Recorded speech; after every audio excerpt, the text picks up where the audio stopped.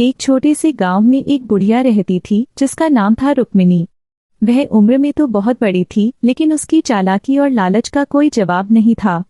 गांव में हर कोई उससे दूर रहने की कोशिश करता था, क्योंकि उसे पता था कि रुक्मिणी सिर्फ अपने फायदे के बारे में सोचती थी।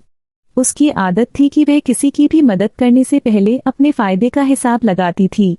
अगर उसे फायदा दिखता तो ही वह मदद करती, और अगर नहीं तो वह अपना रास्ता बदल लेती। गांव में एक दिन नई खबर फैली कि सरकार ने गांव वालों को जमीन के मालिकाना हक देने का फैसला किया है। रुक्मिणी ने जब यह खबर सुनी तो उसकी आंखों में लालच की चमक आ गई। उसके पास पहले से ही कुछ जमीन थी, लेकिन अब वह चाहती थी कि और जमीन हड़प ले। उसकी नज़र अपने पड़ोसी गरीब किसान रामधन की जमीन पर थी। रामधन बहुत ईमानदार और मेहनती था, लेकिन आर्थिक रूप से कमजोर था। उसके पास थोड़ी सी ही जमीन थी, जिससे वह बमुश्किल अपना और अपने परिवार का पेट भरता था। एक दिन रुक्मिणी ने चालाकी से रामधन को अपने घर बुलाया। उसने मीठी मीठी बातें करते हुए कहा, रामधन, देखो तुम कितने अच्छे आदमी हो, लेकिन तुम्हारी जमीन से तुम्हें कुछ खास फायदा नहीं हो रहा। अगर तुम मेरी बात मानो तो मैं तुम्हें एक बहुत ही अच्छा सुझाव दूंगी।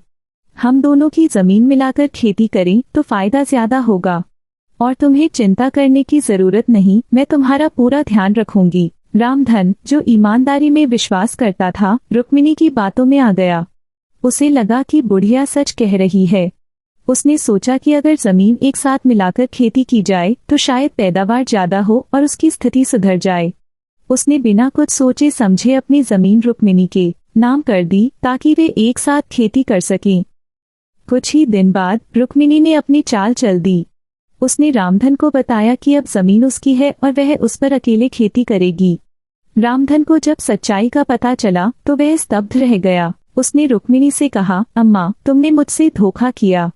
तुमने मेरी जमीन हड़प ली। रुक्मिणी ने हंसते हुए कहा, बेटा, इस दुनिया में चालाकी से ही काम चलता है। तुम्हारी भोलेपन की वजह से अब यह जमीन मेरी है और अब तुम इसके मालिक नहीं रहे। रामधन यह सुनकर उदास हो गया। उसने गांव वालों के सामने अपनी बात रखी और सबको रुक्मिणी की चालाकी और लालच का पता चल गया।